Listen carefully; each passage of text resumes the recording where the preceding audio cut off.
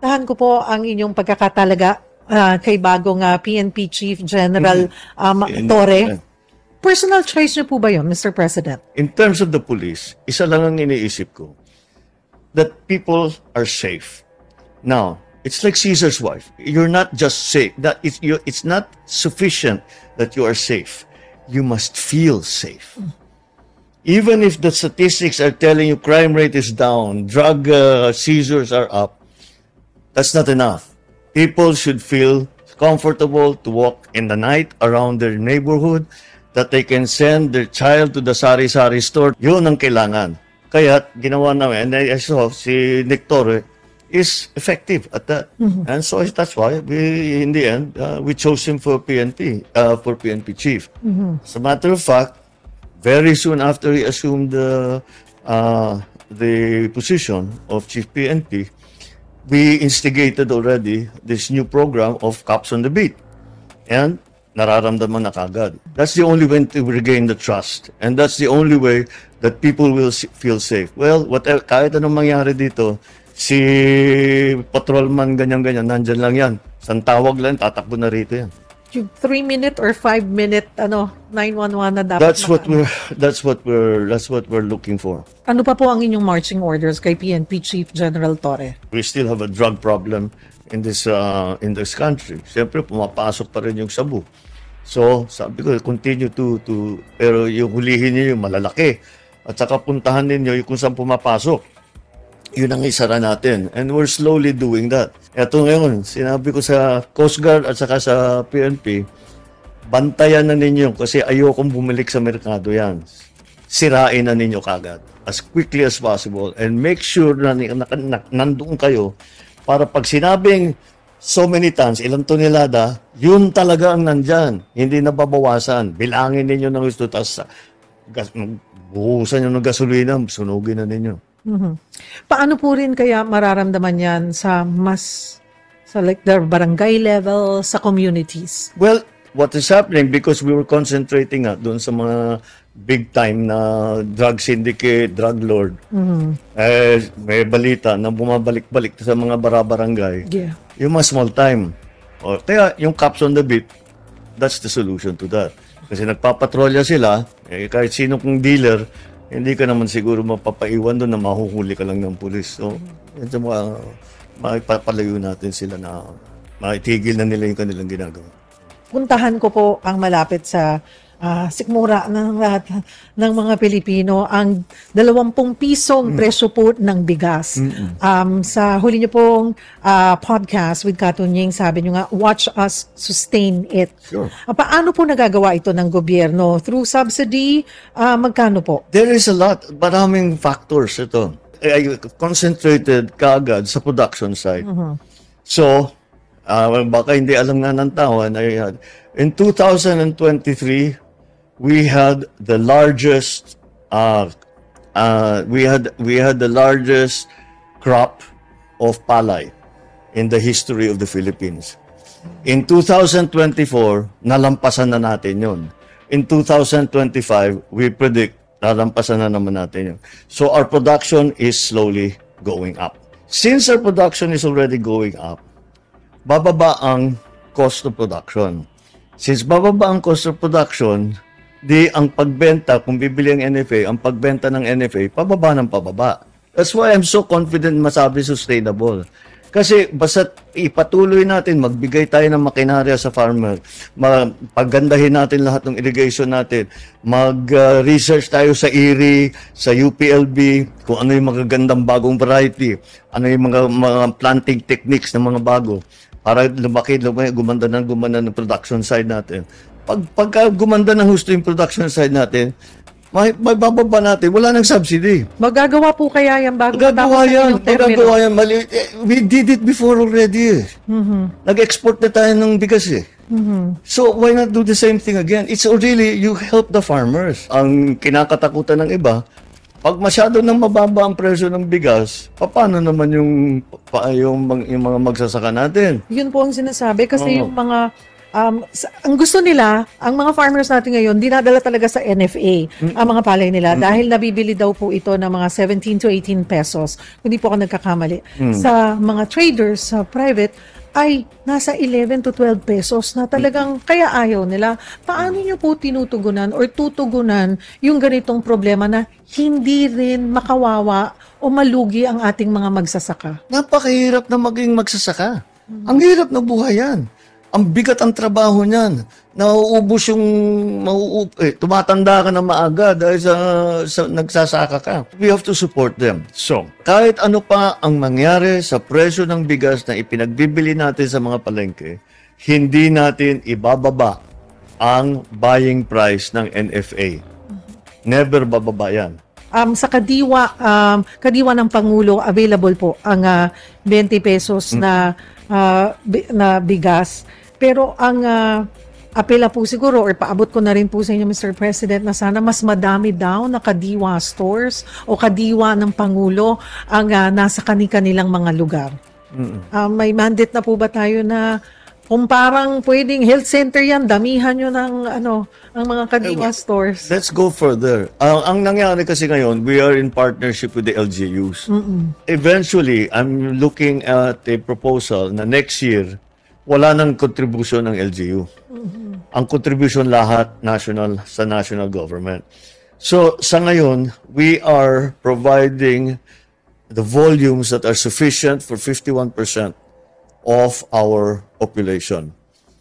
That's for now. And hopefully, we will bring it up to the point that bigas for all. It will all be 20 pesos. Hintayin natin yan, Mr. President. Pareho tayo. Ako naman po, Mr. President, ang edukasyon. Noong pong nakaraang taon, you ordered DepEd to rationalize ang senior high school curriculum. Now, Senator Jinggoy wants to scrap it. Pero si Senator Win Gatchalian naman po, ang sinasabi niya ay to reduce yung college years instead. Ano po ang stand nyo dito? It is just expressing the same frustration that I expressed in the first place. Kasi it's costing more for the parents. Kasi nadagdagan ng 2 years pa. Magmamatrikulasyon pa yan. Maraming mga school supplies. Bibili ng libro lahat. Sa 10 years, wala namang advantage. Wala namang naging advantage. Hindi rin nakukuha sa trabaho. So that's his frustration. And that's also my frustration. So we'll see what the Congress will do.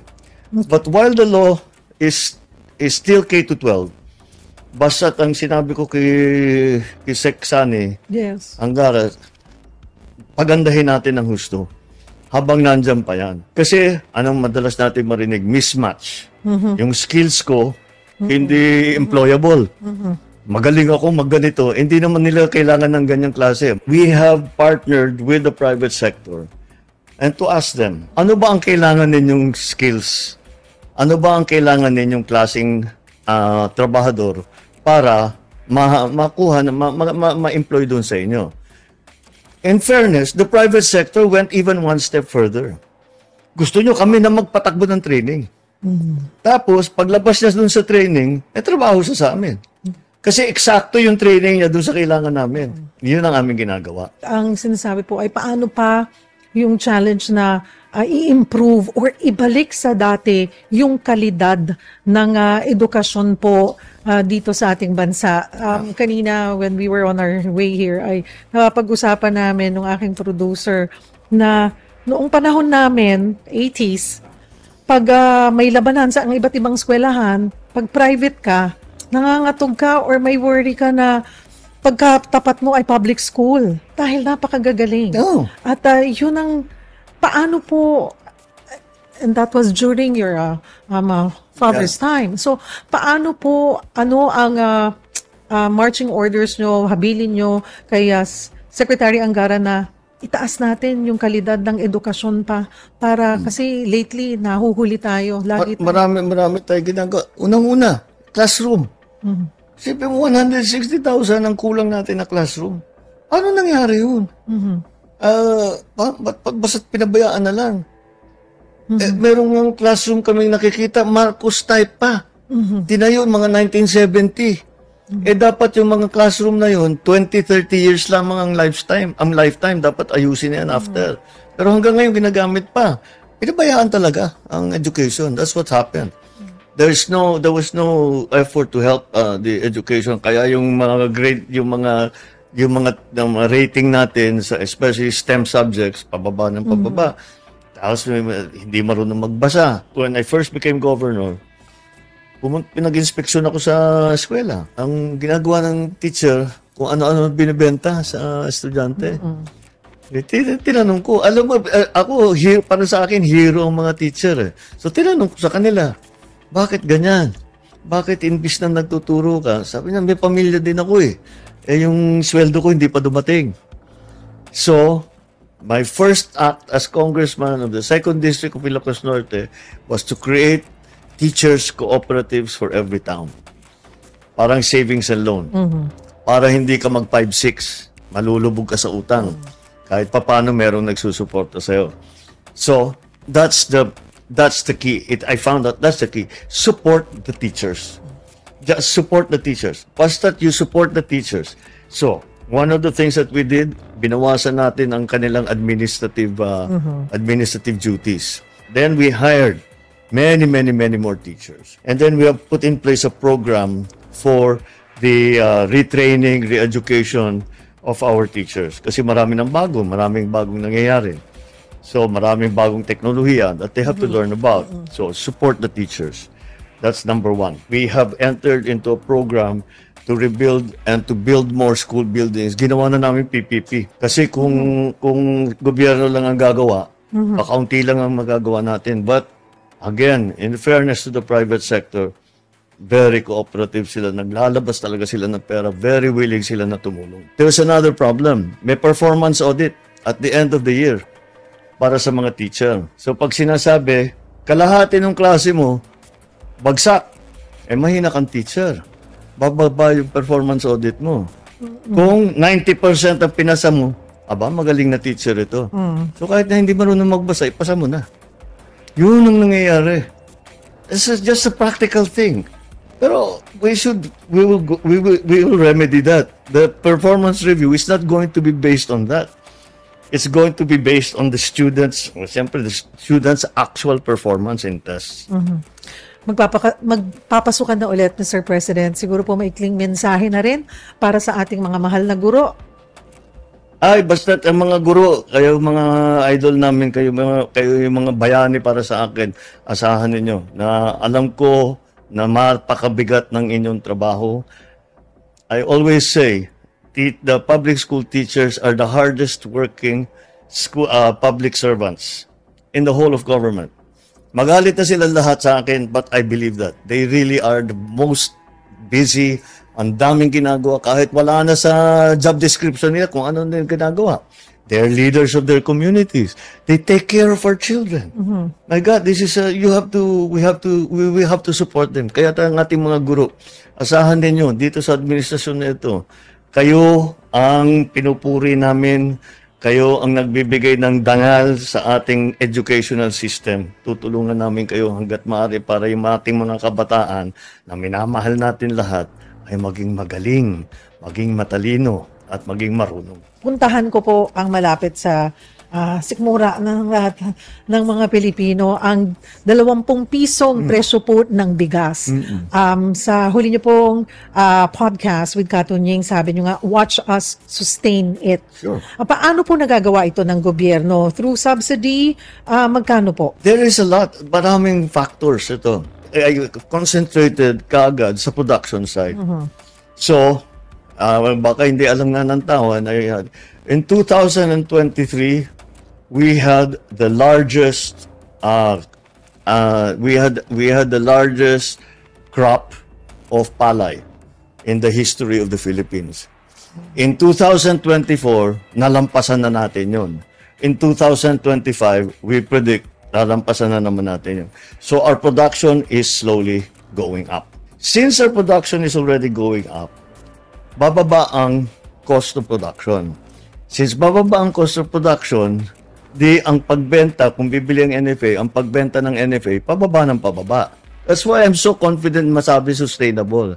Kasi basta ipatuloy natin, magbigay tayo ng makinarya sa farmer, paggandahin natin lahat ng irrigation natin, mag-research tayo sa IRRI, sa UPLB, kung ano yung magagandang bagong variety, ano yung mga planting techniques ng mga bago, para gumanda ng production side natin. Pagka gumanda ng husto yung production side natin, may bababa natin, wala nang subsidy. Magagawa po kaya yan bago Magagawa matapos yan. ang termino? Magagawa yan. We did it before already. Nag-export na tayo ng bigas eh. So why not do the same thing again? It's really, you help the farmers. Ang kinakatakutan ng iba, pag masyado nang mababa ang presyo ng bigas, paano naman yung mga magsasaka natin? Yun po ang sinasabi kasi yung mga ang gusto nila, ang mga farmers natin ngayon, dinadala talaga sa NFA ang mga palay nila dahil nabibili daw po ito ng mga 17 to 18 pesos. Hindi po ako nagkakamali. Sa mga traders, sa private, ay nasa 11 to 12 pesos na talagang kaya ayaw nila. Paano nyo po tinutugunan or tutugunan yung ganitong problema na hindi rin makawawa o malugi ang ating mga magsasaka? Napakahirap na maging magsasaka. Ang hirap na buhay yan. Ang bigat ang trabaho niyan. Nauubos yung tumatanda ka na maaga dahil sa nagsasaka ka. We have to support them. So, kahit ano pa ang mangyari sa presyo ng bigas na ipinagbibili natin sa mga palengke, hindi natin ibababa ang buying price ng NFA. Never bababa yan. Sa kadiwa ng Pangulo, available po ang 20 pesos na bigas. Pero ang apela po siguro or paabot ko na rin po sa inyo, Mr. President, na sana mas madami daw na kadiwa stores o kadiwa ng Pangulo ang nasa kanilang mga lugar. May mandate na po ba tayo na kung parang pwedeng health center yan, damihan nyo ng ang mga kadiwa stores? Let's go further. Ang nangyari kasi ngayon, we are in partnership with the LGUs. Eventually, I'm looking at a proposal na next year, wala nang contribution ng LGU. Ang contribution lahat sa national government. So, sa ngayon, we are providing the volumes that are sufficient for 51% of our population.